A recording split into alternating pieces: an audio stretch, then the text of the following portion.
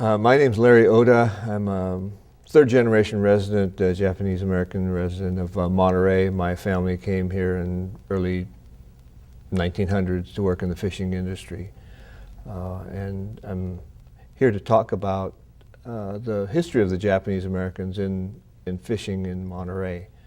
The story of how Japanese came to the United States starts, I think, in 1854 when Commodore Perry sailed into Edo Bay and told the Japanese government, who had been isolated, they were a closed nation from about 1650 to the time that Perry sailed into Edo Bay.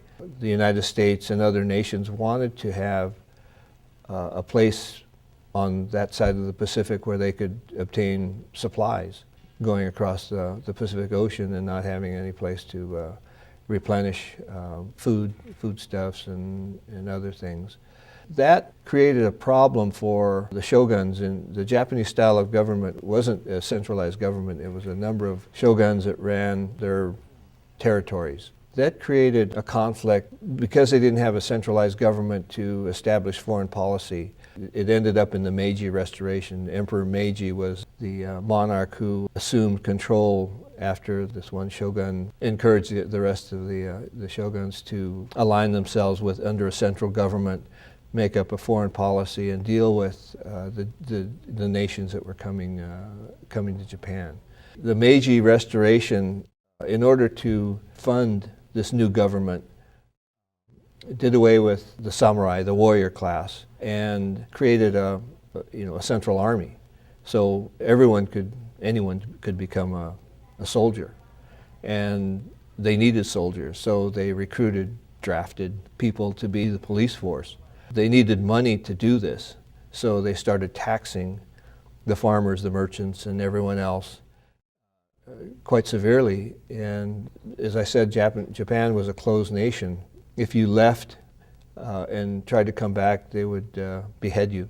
In this Meiji Restoration, immigration was allowed. There were cries from Hawaii for labor, and I guess there were rumors of the streets of gold in the United States. So there were a lot of folks that, in order to get out of the military conscription, to get away from the horrendous taxes that they were paying, they could go to the United States and become rich.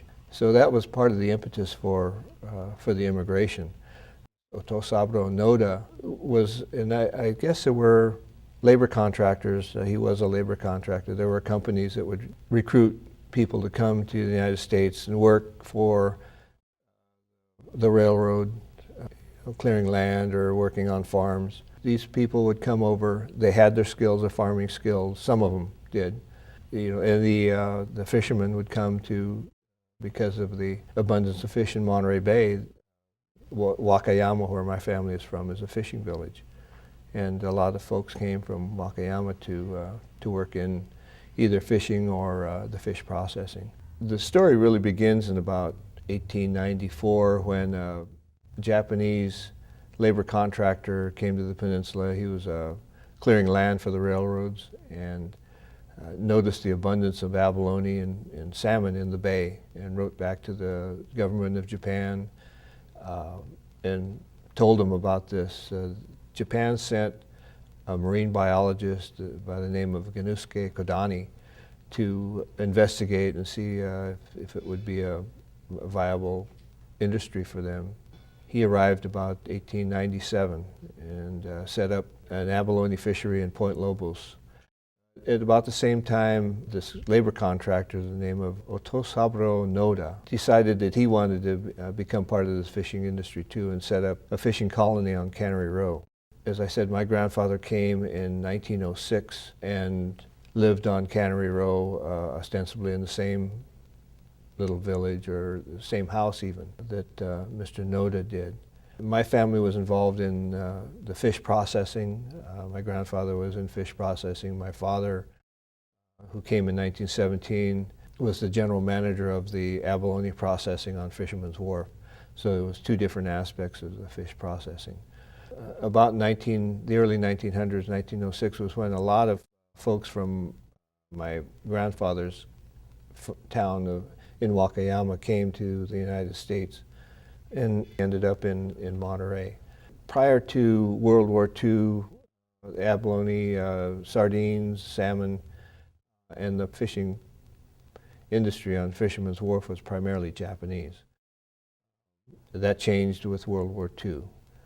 During the war, a lot of our fishermen, the fishing captains, lost their boats because they couldn't make the payments, and had a hard time getting back into that, even though that was what they knew the most. But it kind of dispersed, and they became gardeners and pursued other avocations. When the Japanese left in 1942, the businesses were taken over by others, so they didn't have businesses to come back to. My father's abalone processing kind of dissolved, and I'm not sure what the restrictions on abalone fishing became after that. And for Salinas, the impact of the Japanese farmers was, very significant. When farming in the Salinas Valley transitioned from field crops like wheat and alfalfa to row crops, primarily sugar beets, to feed or to supply the Speckle Sugar Factory. It was the Asian Pacific Americans who were primary there, the Filipinos, Chinese, and then the Japanese. But the Japanese influence in the Salinas Valley was, I said, really significant because they're the ones that brought strawberries. They're the ones that brought lettuce, broccoli, cucumbers, those kinds of crops to the Salinas Valley. And by 1930, Salinas was known as the salad bowl of the world. By 1940, over half of the crops of snow peas and strawberries and broccoli were farmed by Japanese farmers. So in California, not just the Salinas Valley, but Salinas was the hotbed. It's interesting to see the contrast between agriculture and fishing. I attribute the lack of conflict between the Japanese and the Italian, Sicilian fishermen in that one day, when you're a fisherman, one day you can be lucky, skilled, find the fish, and be very successful, and other days you're not. And you realize that you're not going to be the one that's getting all the fish every day.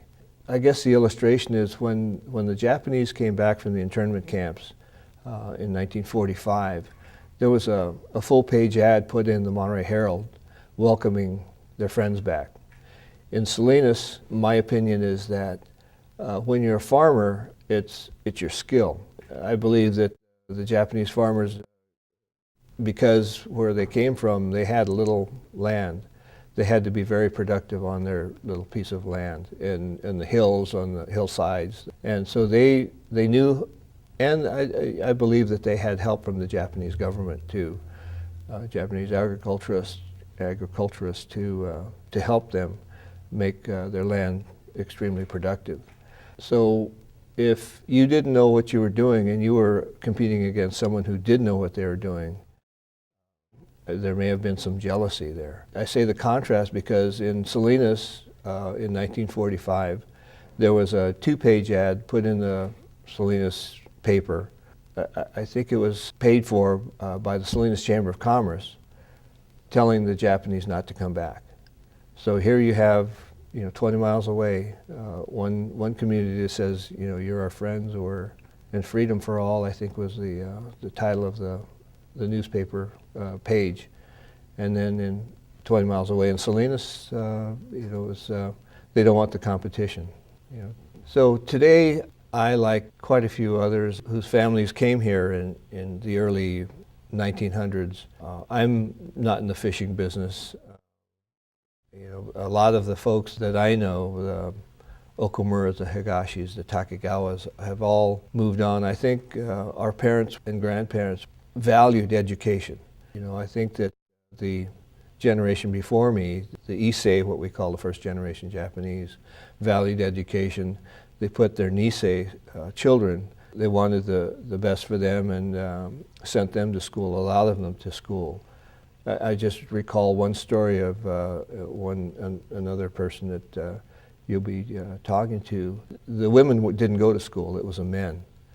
And the woman was extremely bright. I believe she was admitted or was accepted to top university, but because she was a woman, her mother wouldn't let her go. And it was unfortunate that we had those kinds of instances in our history. But back to what we did, farming is another, not so much in this area, maybe a little bit, but it's hard work. And I know a lot of families, and as I said, not quite in Monterey, but the children go off and get an education, become doctors or lawyers, and they don't go back to the farm. And so a lot of the smaller farms are being sold off or being lost because the children don't want to come back to farming. And the only person that I knew that stayed with fishing was Frank Tanaka. After the war, I think he had a boat, so he was very prolific. He actually was a consultant for a South American country, teaching them how to fish. Our community started over 100 years ago, and many of us are still part of this community, involved in our community.